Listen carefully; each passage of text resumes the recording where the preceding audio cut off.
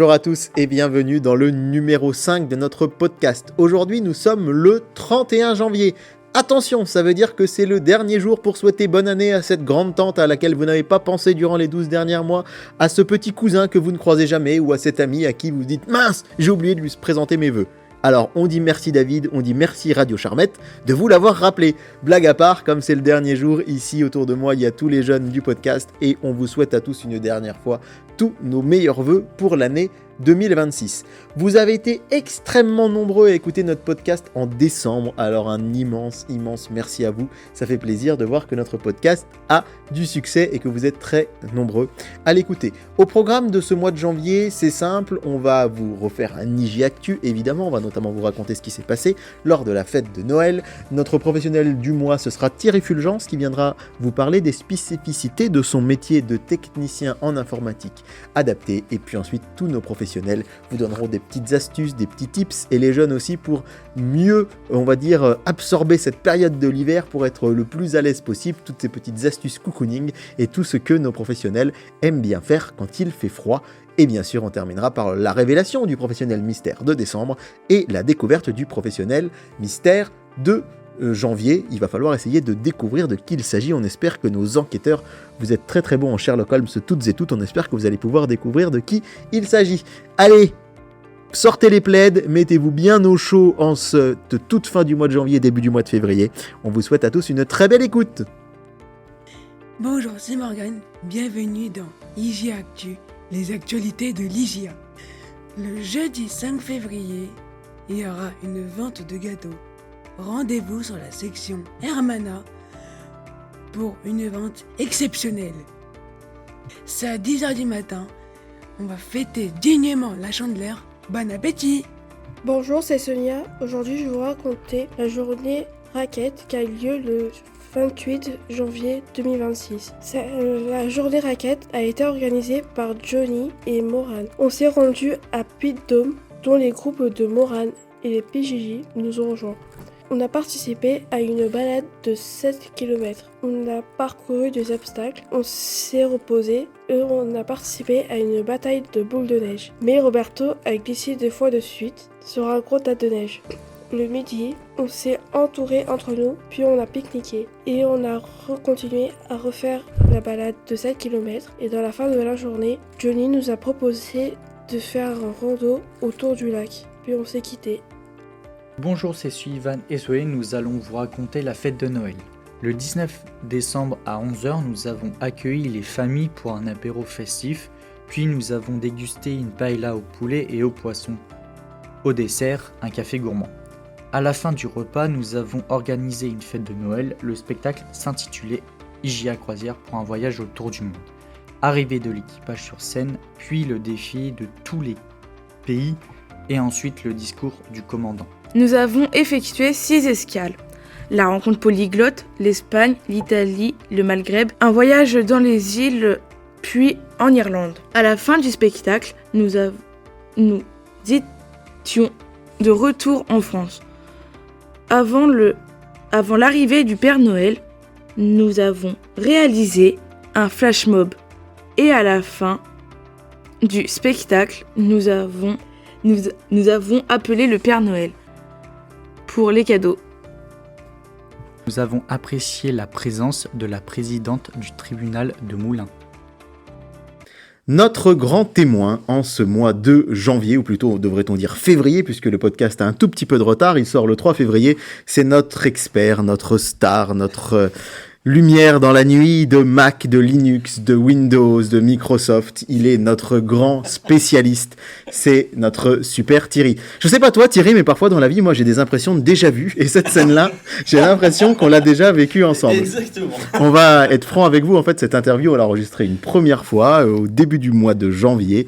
Et malheureusement, le fichier a été corrompu et donc on doit tout recommencer en ce 3 février, ce qui fait que le podcast sort avec quelques jours de retard. Mais Sullivan et Thierry ont repris la place qu'ils avaient il y a 3 semaines. Ils vont se revivre cette interview ensemble et on espère en tout cas que vous savourerez ce moment parce que, croyez-vous, on le refait pour vous, ça aussi. Allez, c'est parti pour l'interview de Thierry. Bonjour Thierry. Eh bien, salut Sullivan. Quel est votre métier, en quoi consiste-t-il ? Alors, je suis conseiller en informatique adaptée. Et donc mon métier, c'est de conseiller les élèves, les familles et puis aussi les adultes sur du matériel qui serait le mieux adapté à leur déficience visuelle. Quelles études faut-il faire pour être technicien en informatique adaptée? Alors, c'est un métier en fin de compte assez nouveau. En fin de compte, il était nouveau quand moi je suis rentré au Charmette en 2002, et donc c'est un métier qui n'existait pas, qui a été créé en même temps, on va dire, que je suis arrivé et puis que mon poste a évolué au sein de l'Institut. Et donc moi, j'ai fait des études d'informatique après avoir fait d'autres études. Mais voilà, donc je m'étais réorienté sur une formation informatique. Et puis, c'est aussi un métier que j'ai dû apprendre un petit peu comme par moi-même, parce que c'était le handicap visuel, je ne connaissais pas. Et voilà, avec les années, je me suis formé aussi à tous ces logiciels et matériels adaptés. Voilà. Okay. Depuis quand travaillez-vous à l'IGIA? Alors, comme je viens de te dire, voilà, je travaille depuis novembre 2002. D'accord. Vous travaillez en lien étroit avec le service transcription. Pouvez-vous nous expliquer pourquoi? Alors, quand je suis arrivé au Charmette, voilà, effectivement, donc moi j'étais intégré au service de transcription et d'adaptation avec ma collègue Brigitte, qui elle est transcriptrice adaptatrice de documents. Et en fin de compte, ce qui s'est passé, c'est qu'on a très rapidement intégré l'utilisation pour les élèves malvoyants d'iPad. Et donc, il faut se dire que moi, quand je suis arrivé, et puis depuis très longtemps, c'était comme ça que ça se passait, c'est que quand on voulait agrandir ou retravailler un document, un manuel scolaire pour un élève, et ben en fin de compte, on faisait des photocopies, on découpait, on réagrandissait un exercice ou une carte, on modifiait dessus s'il fallait changer des choses. Et puis finalement, moi quand je suis arrivé, j'ai commencé à proposer d'utiliser l'iPad qui venait de sortir, et ensuite plus tard l'iPad Pro, tout simplement parce qu'on peut dessus installer donc les manuels scolaires, et ça permet aux élèves d'adapter eux-mêmes la plupart du temps la taille des caractères, le contraste des caractères, donc ils peuvent zoomer, dézoomer, se balader dans le document, et l'avantage c'est qu'on n'a pas à refaire toutes ces photocopies qui nous prenaient beaucoup de temps et qui coûtaient aussi très très cher parce que c'était des photocopies couleur. Et donc voilà, donc là aujourd'hui c'est l'élève qui est autonome et qui travaille lui-même sur son document, qui l'adapte lui-même. Alors bien sûr, il faut que l'élève il sache avant utiliser correctement son matériel. Pourquoi est-ce important pour un élève d'être bien équipé en informatique ? Alors c'est important parce que en fin de compte notre métier c'est d'adapter, en tout cas de tenter d'adapter au mieux l'équipement que l'élève va avoir pour travailler et puis pour les besoins de sa vie quotidienne. Alors on parle d'élèves malvoyants, mais aussi on parle d'élèves non-voyants, puisque donc pour les élèves malvoyants, je te parlais tout à l'heure des iPads, mais pour les élèves non-voyants, eux ils vont plus utiliser soit une plage braille, soit un bloc-notes braille informatique. Et alors par exemple, si je te prends l'exemple des élèves non-voyants, c'est important de savoir qu'est-ce qu'ils vont faire avec, quelles sont leurs capacités à utiliser cet appareil, et est-ce qu'on va dans ce cas-là plutôt les diriger vers une plage braille qui va être un équipement qui va être d'une utilisation plutôt assez simple, ou est-ce qu'on va plutôt les orienter sur un bloc-notes braille qui lui comporte en plus des programmes et des fonctionnalités un petit peu supérieures, mais voilà, qui demandent aussi des capacités plus importantes pour pouvoir utiliser ces appareils. Et puis après, on peut aussi se poser la question, est-ce que l'élève ou la personne qui va utiliser ces appareils va avoir besoin d'aller sur Internet. Donc tu vois, tout ça, faut le prendre en compte pour bien adapter en fonction des besoins de la personne l'outil qu'on va lui proposer, que ce soit un logiciel ou un matériel. D'accord. Votre métier doit être très différent avec des non-voyants ou des malvoyants, non ? Voilà, c'est ça. Donc, en fonction du type de handicap, on s'adapte. Comme je te disais, ça va être pour les non-voyants plutôt en ce qui me concerne plutôt des plages braille, des blocs-notes braille, on peut avoir aussi des petits stylos qui vont pouvoir lire un petit peu du texte. Donc là, ça va nécessiter un apprentissage pour un élève, on va dire malvoyant, de pouvoir bien cibler ce qu'il a envie de lire. On a l'utilisation des iPads. Et donc voilà, donc c'est un métier qui est très très varié, très très très varié. Parlez-nous du temps de jeux vidéo que vous organisez auprès de certains jeunes.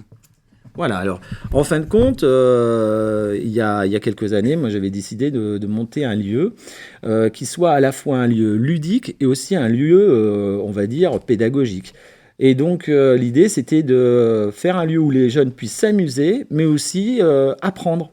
Parce que je pense que quand on combine les deux, jouer et puis s'amuser en jouant en s'amusant, eh ben ça facilite beaucoup les choses. Donc du coup, ça permet aux élèves de vouloir venir dans cette salle et puis aussi de leur montrer qu'au-delà du jeu, on peut aussi apprendre à utiliser leur matériel. On peut on peut utiliser par exemple un iPad pour travailler, mais aussi on peut l'utiliser pour jouer. Les élèves peuvent jouer sur des consoles de jeux. Donc on a tout un équipement qui est très adapté au handicap visuel pour jouer avec notamment par exemple des non-voyants qui jouent sur des PlayStation, sur une PlayStation, sur des jeux que n'importe qui peut jouer et parce que en fin de compte ces jeux ont été adaptés par exemple au niveau des repères. Et ben, pour se déplacer on va avoir des indications sonores qui vont permettre aux jeunes de pouvoir se repérer un petit peu dans son environnement. Quel autre métier auriez-vous rêvé de faire ? Là, j'aurais bien aimé travailler au contact d'animaux. J'aime bien ça. Voilà. On vous laisse le mot de la fin. Ah, le mot de la fin. Alors, ce que je voulais dire, c'est que mon métier, c'est un métier qui est, on en avait parlé la dernière fois, qui est très gratifiant. C'est-à-dire qu'au-delà, en fin de compte, du fait que ce soit un métier varié, que ce soit un métier qui est très intéressant, c'est surtout un métier qui était très gratifiant. Ce que je veux dire par là, c'est que, en fin de compte, on rend service aux gens et les gens finalement ils nous le rendent bien et voilà, ça c'est ce qui me plaît le plus dans mon métier finalement. Voilà. Merci Thierry, merci Sullivan. Merci Sullivan, c'était super. On passe tout de suite au portrait chinois. Alors Thierry, tu n'as encore rien vu, te voilà maintenant sur le grill de notre portrait chinois, tout un tas de questions, l'idée c'est d'essayer de répondre le plus rapidement possible, on essaye un peu du tac au tac pour que ce soit spontané, tu as le droit de répondre un mot ou une phrase, mais si possible pas plus, il y a juste la question finale où on propose à chaque professionnel de nous donner son endroit préféré sur Terre, et là tu as le droit de développer un petit peu plus, du coup tu as le temps d'y réfléchir, j'imagine que c'est la montagne de Mont que tu as découvert à côté de chez moi oui, l'année dernière, par un joli jour de brouillard où tu n'as pas vu à plus loin que 5 mètres. Mais c'est pas grave. Mais voilà. On y retournera. Eh ben, j'espère bien. Nous y retournerons. J'espère bien. Joli lieu de balade autour de la belle ville de Bourbon-Lancy. Allez, c'est parti. Thierry, si tu devais être un animal, que serais-tu ? Un chat. Indéniablement un chat. Et si tu devais être une plante ? Un arbre. Peu importe, un arbre. Un arbre, ok. Si tu devais être une saison ? Une saison, je serais l'été. Si tu devais être un moment de la journée. Alors, un moment de la journée, je serais le soir, juste quand je rentre chez moi. Si tu devais être un pays. Un pays, je serais la France. Plutôt Mac ou Windows ? Plutôt Mac ou PC ? Plutôt PC quand même. Plutôt souris ou pavé numérique ? Souris. D'ailleurs, je sais pas comment tu fais pour travailler avec ton trackpad. En plus, j'ai une souris. Ouais, mais t'es un grand professionnel. J'ai l'habitude du trackpad. Si tu devais être une appli qui pour toi est incontournable. Je dirais Be My Eyes. Ah oui. Ou je dirais VoxyWeb aussi. Parce que alors moins aujourd'hui, mais c'est une très bonne application. Si tu devais être une ville. Moulin. Si tu devais être un paysage. Un paysage, je dirais un paysage de montagne. Si tu devais être un voyage inoubliable. En Thaïlande. La pièce de la maison que tu préfères. Le salon. Si tu devais être un livre. Alors c'est pas très gai, mais c'est le dernier livre que j'ai lu, c'était un livre sur l'année 1941, voilà. On est en plein dedans, en histoire géo. Exactement. 1940 pour l'instant, on n'est pas encore en 41. Une année charnière. Voilà. Exactement. Si tu devais être un personnage de fiction. Un personnage de fiction, je serais Tom Sawyer. Oh, plutôt Arial, Luciole ou Verdana. Bah, Luciole. Bah oui, c'est ce que j'utilise aussi beaucoup. Et oui. Si tu devais être un film, Ah, si je devais être un film, je te serais le film avec Tom Hanks, là, Forrest Gump. si tu devais être un jeu vidéo, Si je devais être un jeu vidéo, eh bien, pour que les personnes qui écoutent ce podcast, peut-être qui sont non-voyantes ou malvoyantes, je dirais A Blind Legend. ok. Plutôt Sony ou Nintendo? Bah, plutôt Sony. Ton dessin animé préféré? Ah, bah alors, je l'ai un peu dit tout à l'heure. Alors, c'est pas mon dessin animé préféré, mais voilà, je trouvais que le personnage aimait bien. Bah, pourquoi pas, Tom Sawyer. Ouais, Ok. j'aimais bien. Si tu devais avoir un super pouvoir, Ah, ce serait de pouvoir me téléporter dans le temps. ta chanson préférée? Ma chanson préférée, ah, j'en ai plein. Attends, je vais regarder sur ma playlist Spotify. Je vais te dire la dernière que j'ai mise. Allez, comme ça. Bah, ce serait par exemple, là, la dernière, tu vois, c'est. Je te mens pas, hein, Oui, oui. c'est ouais. Pomme, La Nuit. Voilà. Ok. C'est issu d'un film, La Venue de l'avenir, qui est très, très, Oui, très bon ah, film. Ouais, excellent. Très, très bon excellent, film, voilà. je confirme. Ton style musical préféré? Pop, Un événement historique marquant? la naissance de mes enfants. C'est vrai que c'est marquant. Alors, c'est pas historique Oui, au sens, oui, mais c'est difficile dans mon de faire histoire. plus marquant, Voilà. effectivement. Si tu étais un plat, Si j'étais un plat, je serais un poulet cacahuète, parce que c'est ma compagne qui le fait, et j'adore ça. oh, bah tiens, il faudra m'inviter Ouais. à manger à Ouais, bah, l'occasion. mais tu es invité. Si tu étais un dessert, Si j'étais un dessert, je serais un fruit. si tu étais un bonbon, Si j'étais un bonbon, je serais un chewing-gum. si tu étais une boisson, Un chewing-gum, c'est pas terrible ça comme ouais, mais bonbon. comme bonbon, c'est pas mauvais pour la santé. Voilà. Si tu étais donc une boisson, Si j'étais une boisson, je serais de l'eau, tout simplement. si tu étais un sport, Ah, si j'étais un sport, je serais le handball. si tu étais une fête de l'année, Ouais, bah je dirais Noël. selon toi, quelle est ta meilleure qualité? La patience. C'est ce qu'on avait dit en Oui. introduction. Il en faut beaucoup. Une mauvaise habitude que tu aimerais gommer. Mon impatience, justement, parce que je suis patient, mais pour les autres, mais moi, je suis des fois impatient aussi pour moi, voilà. Et enfin, donc dernière question, quel est ton endroit préféré sur Terre? Elles sont bien tes questions, hein. Mon endroit préféré sur Terre, c'est pas un endroit, véritablement, c'est un endroit où on peut tous se retrouver avec ma famille, et puis voilà. Donc, peu importe l'endroit, mais c'est un moment, on va dire, peu importe l'endroit, voilà, où on puisse tous se retrouver. Voilà. Ok, bah super, merci beaucoup Thierry pour cette double interview avec Merci à Sullivan et toi. moi-même, merci. Allez, c'est parti pour le micro-trottoir de ce mois de janvier. On espère qu'il va vous réchauffer un peu le cœur. Le principe, on a demandé aux jeunes et à tous les personnels de l'IGIA de nous donner des petites astuces, des petites choses qu'ils aiment faire l'hiver, parce que c'est vrai que souvent l'hiver, on a tendance à pas trop vouloir sortir de chez nous, à parfois avoir un petit coup de déprime. Eh bien, tous nos professionnels et les enfants vont vous dire ce que eux, ils aiment faire l'hiver. On espère que ça va vous donner des idées pour passer un mois de février qui arrive un peu plus cocooning, un peu plus sympa, un peu plus détente, et on espère que toutes ces petites astuces, vous pourrez les expérimenter chez vous. C'est parti pour le micro-trottoir du mois. Je suis donc avec Nolan, Zoé et Morgane qui vont vous raconter, vous dire ce qu'ils adorent faire l'hiver quand il fait froid. Allez, vas-y Nolan, c'est à toi.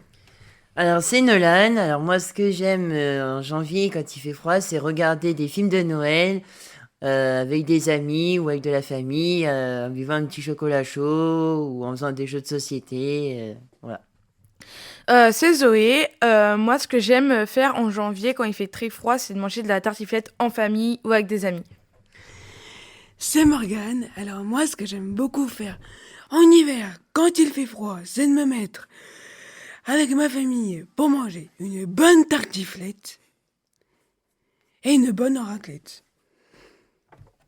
Donc c'est Marion. Moi en hiver, du coup, ce que j'aime bien, c'est un peu classique, mais c'est aller au ski.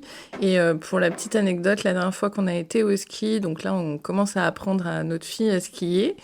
Sauf que du coup, c'est plus mon mari normalement qui est censé s'occuper de cette partie technique. Et la dernière fois, quand on est arrivé à la station de ski, il n'y avait plus de petits skis qu'il a l'habitude de faire parce qu'il ne sait pas faire de ski avec des grands skis.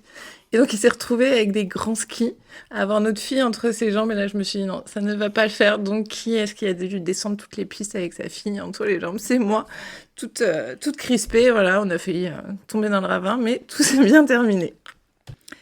Eh ben bonjour à tous, moi c'est Claudine. Donc mon petit souvenir d'hiver ou le petit chaud doudou d'hiver, ce que j'aime bien faire, surtout quand les enfants étaient petits, c'était de voir le mauvais temps dehors. Quand il y avait de la neige, c'était encore mieux si ça neigeait.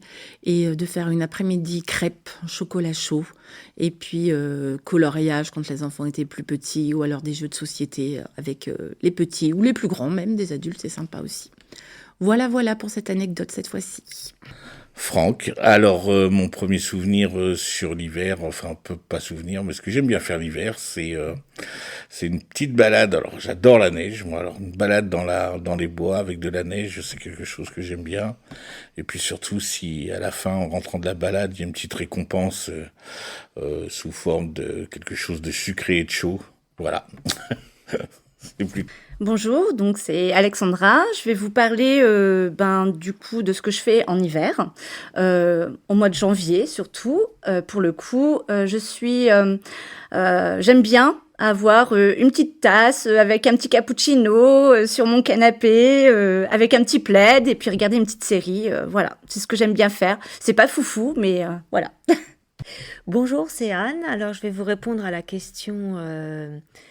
Qu'est-ce que j'aime bien faire l'hiver? Eh bien moi, j'adore aller courir dehors quand il fait très froid, prendre l'air et ensuite rentrer au chaud chez moi. Et encore mieux, aller faire du ski de randonnée dans les Alpes avec mes enfants et particulièrement mon fils qui habite maintenant là-bas. Bonjour, c'est Franck Lassaigne. Donc pour passer l'hiver avec les enfants, ça nous est arrivé de partir dans alors on louait un Airbnb, mais un Airbnb un peu particulier puisqu'il y avait une piscine intérieure. Alors on n'y restait que 2 jours, hein, l'idée c'était pas de rester pendant des semaines et des semaines, mais voilà, on allait dans cet Airbnb. J'ai le souvenir d'y être allé dans un logement en Creuse. Oui, c'était vraiment l'hiver, donc et on s'était baigné donc dans une piscine intérieure et il y avait des grandes baies vitrées et il neigeait à l'extérieur.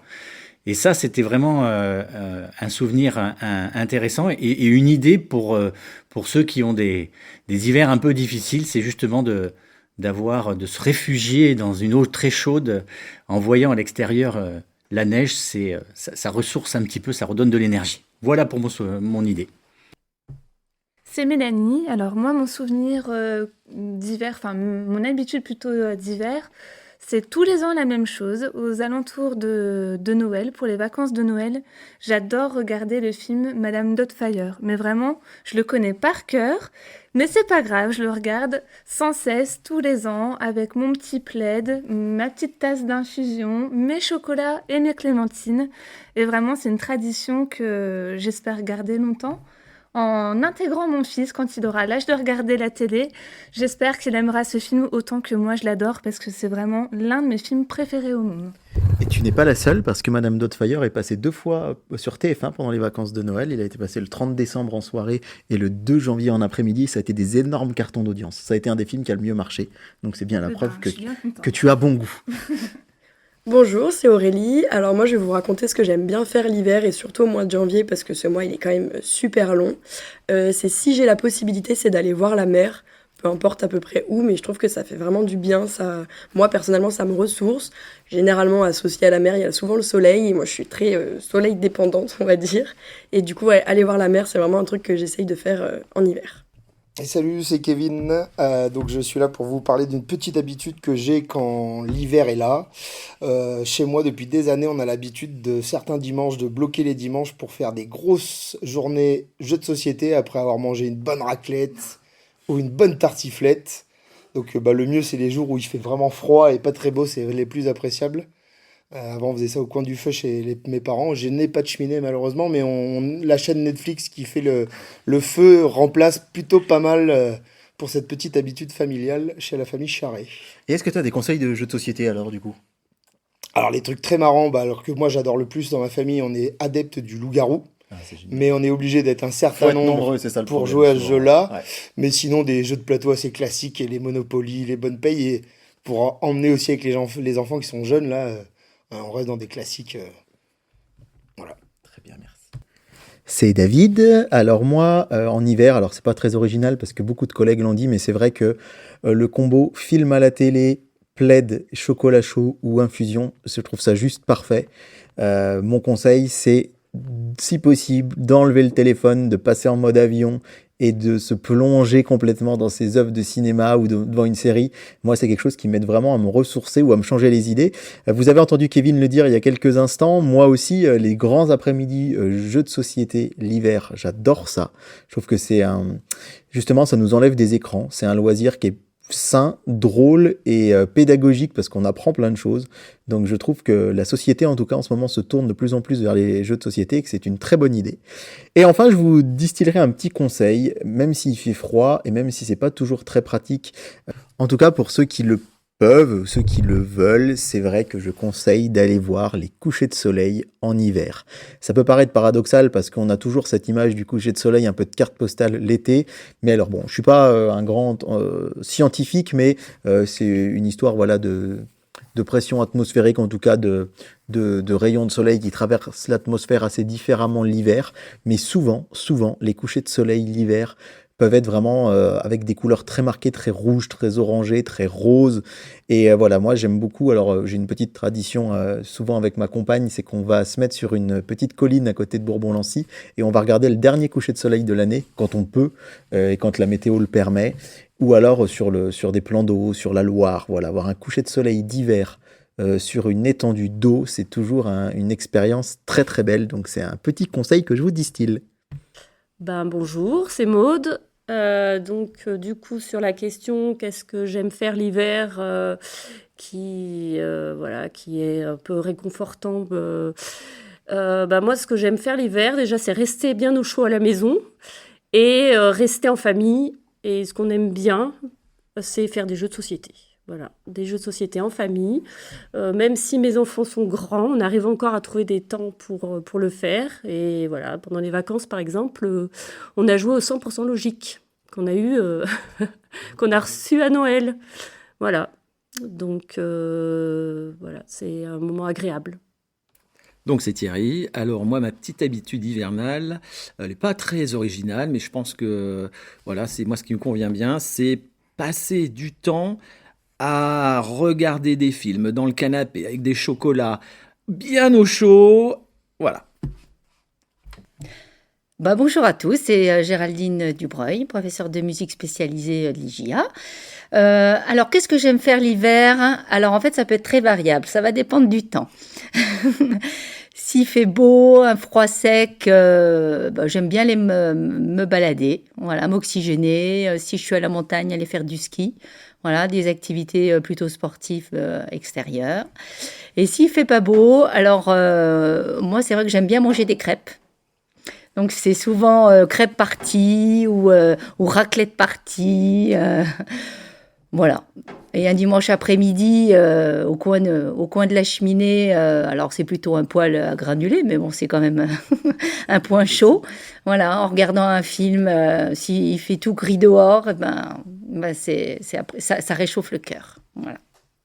Allez, on retourne aux bonnes résolutions prises au début du mois de janvier. Souvenez-vous, on avait un professionnel mystère qui nous avait raconté ça. Eh bien, bonjour à tous. Alors, je viens vous raconter du coup les bonnes résolutions que j'ai essayé de tenir. Alors, une où je suis plutôt fier de moi, c'était de prendre soin de ma santé mentale. Chose où on dit souvent ce serait bien de le faire, mais on repousse tout le temps, donc là, c'est chose faite. Et celle où je me dis ce serait bien que je m'y mette, ce serait peut-être de rouler moins vite. Où je peux être un petit peu un danger public, où je me dis toujours que c'est les autres qui sont dangereux, mais non, je crois que souvent, c'est quand même moi qui fais pas très attention. Voilà. Alors, est-ce que vous l'aviez reconnu ?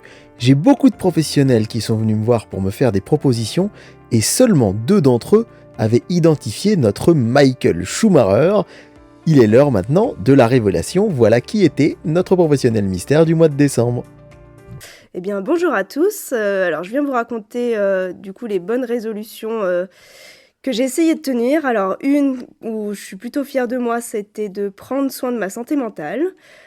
Chose où on dit souvent ce serait bien de le faire, mais on repousse tout le temps, donc là, c'est chose faite. Et celle où je me dis ce serait bien que je m'y mette, ce serait peut-être de rouler moins vite, où je peux être un petit peu un danger public, où je me dis toujours c'est les autres qui sont dangereux, mais non, je crois que souvent, c'est quand même moi qui fais pas très attention. Voilà.